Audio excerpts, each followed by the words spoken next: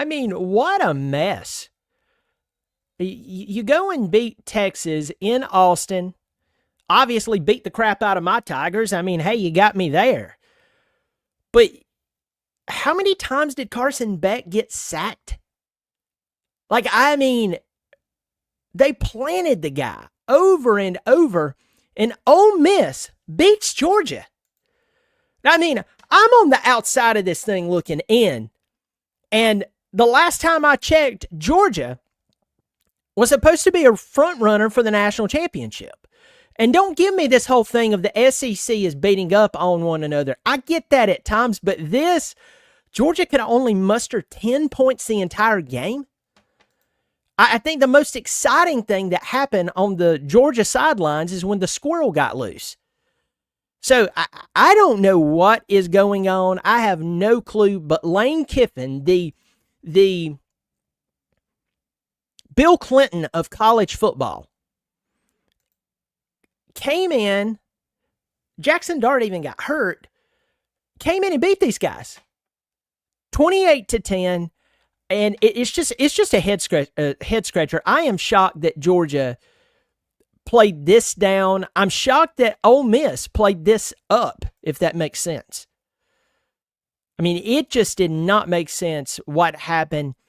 Georgia turned over the ball 3 times, 2 fumbles, 1 interception. I mean, they had the ball longer than Ole Miss, but they only had 59 rushing yards. And honestly, I don't know if Georgia had a bunch of injuries across the front of the line. I don't keep up with Georgia. All I know is that Georgia is everywhere. Georgia. Georgia's going to win. Georgia's this. Georgia's going to that. Georgia, blah, blah, blah, blah. And once again, I know some Georgia fans can come in here and say, we beat you. Sure, you did. You lost today, and lost bad. I mean, that was awful. That's terrible. I mean, what were you doing? I mean, 28-10? You can only muster up 3 points in the second, third, and fourth quarter? I have no clue what's going on, but I will tell you this.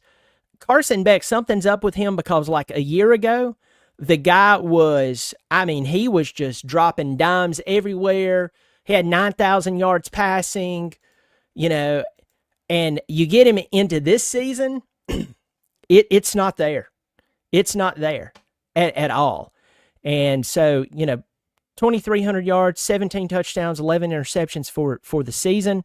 Last year he threw for 3,941 yards, 24 touchdowns, 6 interceptions. I don't know what is going on there, but I think what is hilarious is that they came in. I thought that Georgia was going to be a front runner for the national championship. This is a second loss for them, and it just seems like they're just not pulling it together. I mean, it doesn't make sense. Either way, congratulations to Lane, his visor. He's a rascal.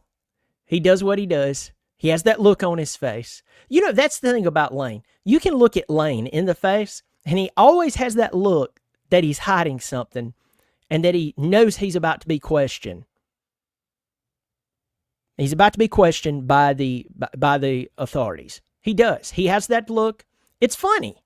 It's funny. I've always said this, that if I wanted to have the time of my life and possibly get in trouble, I would go hang out with Lane Kiffin. I imagine he would be great on a Carnival cruise, and I'm going to leave it at that. Folks, Georgia loses loss number 2 for them. I mean, good grief. Who knows what is next? Georgia has to play Tennessee coming up. So this is just interesting to see. But anyway, I am really shocked. Georgia loses this ball game. Lane lives to see yet another day. Both teams have 2 losses in conference. Ole Miss, don't be shocked when they're inside the top 12 of the college football playoff. Y'all take care of yourself. I'm going to have the post game for Clemson coming right up. Catch you in a moment. Go Tigers.